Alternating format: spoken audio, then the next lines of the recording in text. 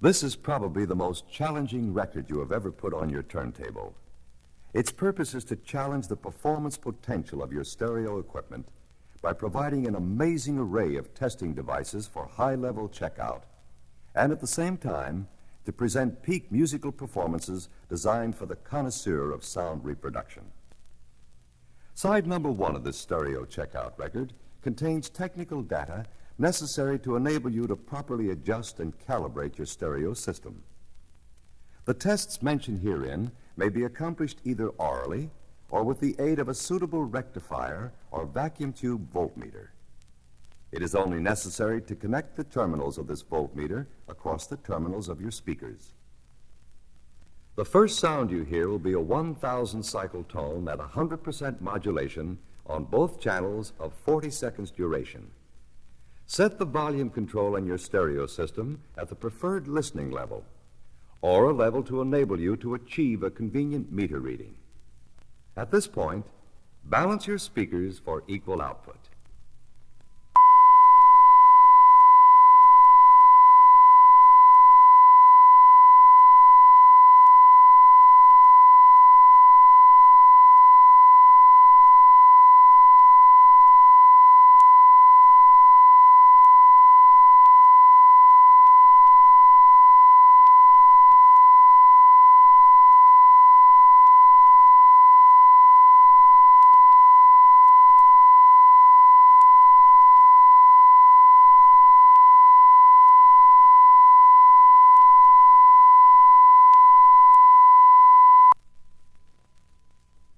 You will now hear the same 1,000 cycle tone at 100% modulation on the left channel.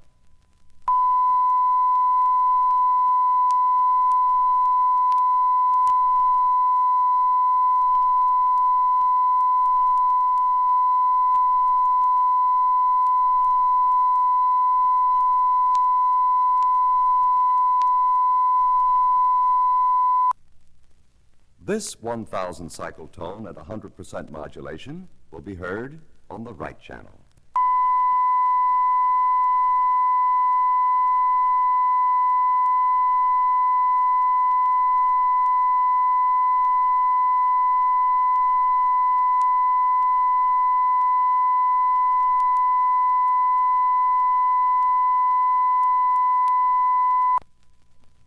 You will now hear a 1,000 cycle tone down 10 decibels in volume from the 100% modulation tone.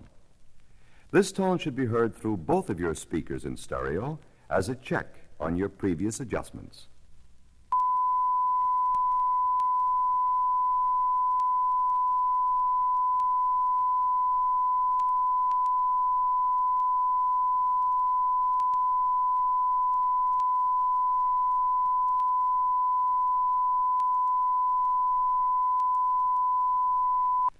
If you have a suitable meter, the following series of tests will be of special interest to you.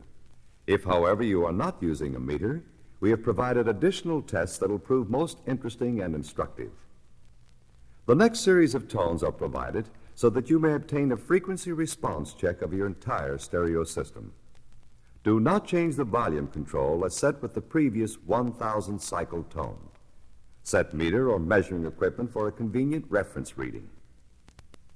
To prepare a test record for practical use and level requirements, we have limited the test frequencies to a range extending from 30 cycles to 10,000 cycles. This should not, however, be construed to mean that these limits are the frequency range limits of command records.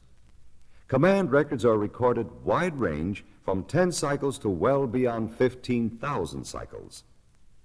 Our recording characteristics are, in addition, based on RIAA standards, and your compensation or tone control should be set to the RIAA point as indicated on your preamplifier for the following tests. We suggest that you plot the varying responses as indicated on your voltmeter on the enclosed graph paper so that a calibration curve can be shown. High and low frequency controls can then be adjusted until the meter reading at all frequencies from 10,000 cycles down to 30 cycles is as nearly constant as possible. Variations of approximately 2 decibels in output voltage are considered acceptable at the extreme high and low frequencies. Here is 10,000 cycles minus 10 decibels on both channels.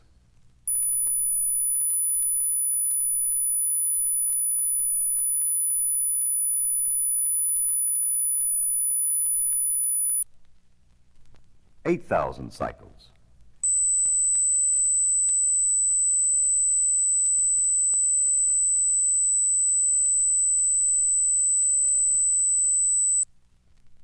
$6,000 cycles.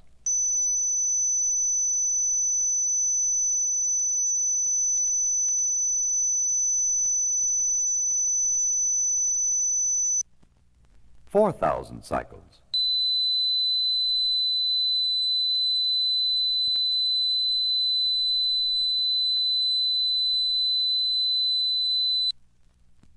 $2,000 cycles.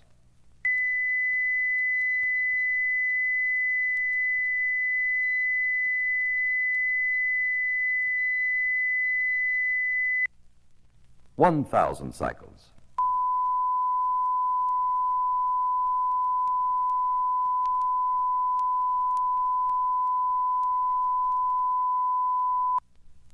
$700 cycles.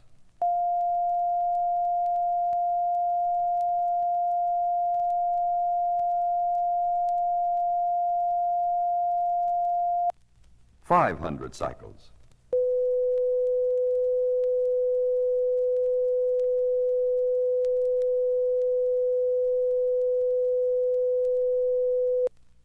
$250 cycles.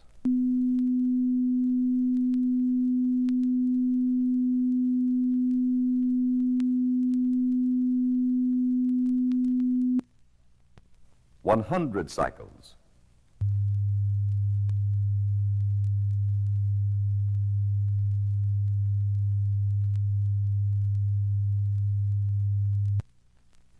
$50 cycles.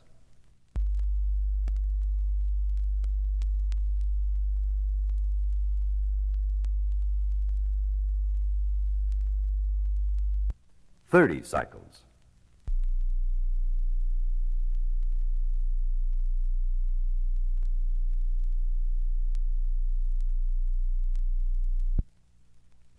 You will now hear a 1,000 cycle tone at 100% modulation so that you may once again determine the output characteristics of your stereo system.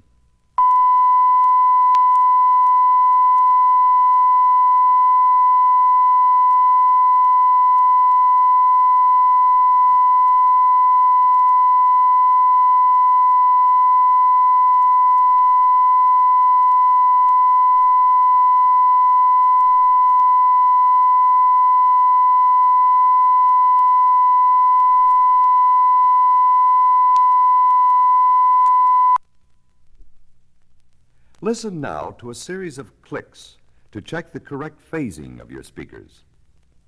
The sound should appear to come from the midpoint between your speakers. If it seems to come from behind the speakers, your speakers are out of phase, and the leads to one of your speakers should be reversed, or the phasing control on your preamplifier should be moved to the opposite position.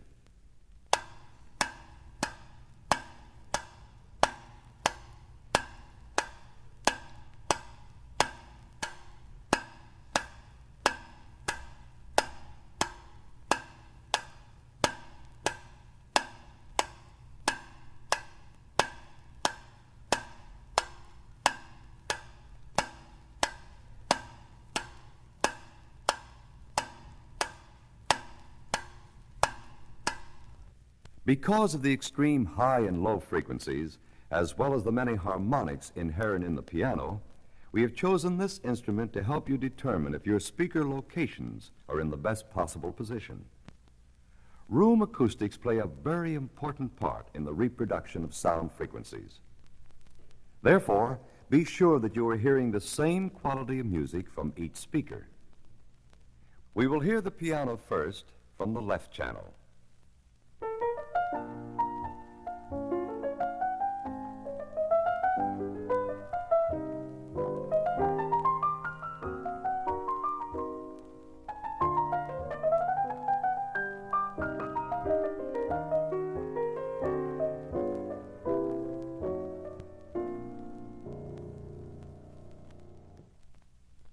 And now, the right channel.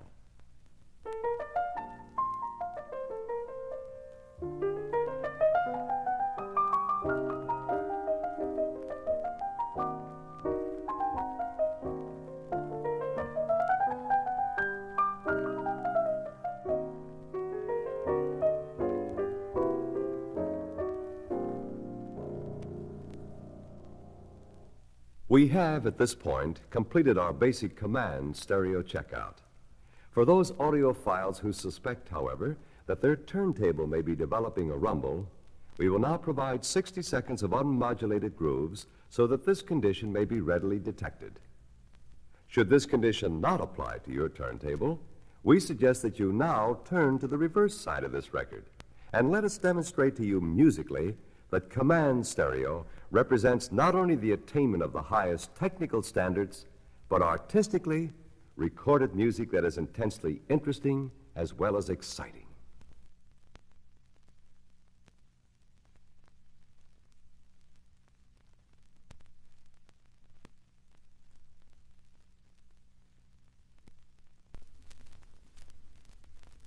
Command records are the result of a concentrated effort by a dedicated group of world-renowned artists and sound scientists, an effort which represents years of painstaking research in all phases of the recording field. Further, the producers of command records pledge that they will produce only recordings which will contribute to your musical enjoyment and successfully meet your high-quality standards. When you acquire a command recording, you will have the pleasure of hearing the ultimate in true sound recording, and you can feel assured that your record library has grown in musical stature. The musical selections on this side of your stereo checkout are orchestrated and played in such a way that the listener may determine that his speakers are accurately balanced musically, that his amplifier is giving sufficient power, that his needle is tracking properly, and a myriad of other details that contribute to perfect reproduction. Our first selection is taken from Provocative Percussion, Volume 2. The arrangement opens with a channel balancing checkout. Trombone, bass trombone, baritone saxophone, and castanets are heard on the left, then switched electronically to the right. This means that each channel is carrying a tremendous load of lows, plus the extreme contrast of the high, hard castanets. Low-frequency energy is especially taxing on the amplifier system. If the lows come out on each channel sharply and fully, and if the contrasting castanets have their properly strong, intense clacking sound, you're getting a full measure of reproduction from your set. This section is followed by a second contrasting balance checkout by two trumpets and cowbell, which stresses highs, no crackling allowed, and the solid whack of the cowbell. During the first chorus, there are a pair of timpani glisses, which roar up in such a fashion that they can make an improperly tracking needle jump.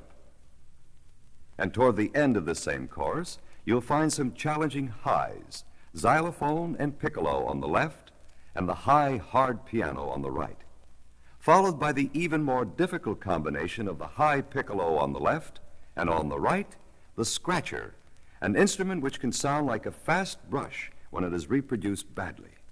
Correctly reproduced, it is a series of identifiably separate but extremely rapid rasp-like sounds. Listen now to Hernando's Hideaway.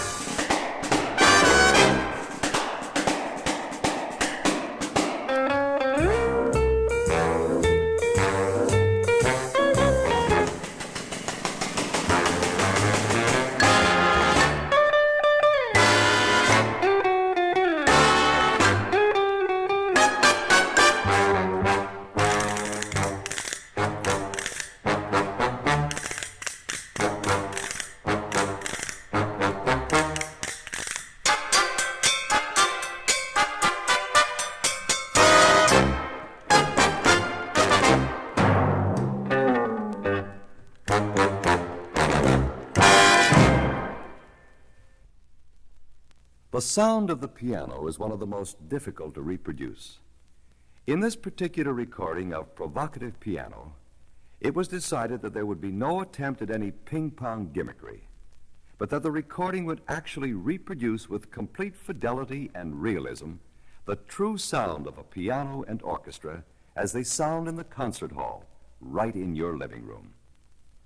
The result is this exciting and quite remarkable recording, which presents a true piano sound against the rich fabric of an orchestra, all without any artificial reverberation, with all the instruments in proper spatial relationship, not only directionally, but also in depth. In our next selection, Cumana, the focus is on the piano in the center. All other instruments are behind and around the piano. The rhythm instrument should be heard coming from the rear and left of center. To test your stereo equipment, listen particularly for clear and clean piano sound, especially in the more difficult, tricky piano passages.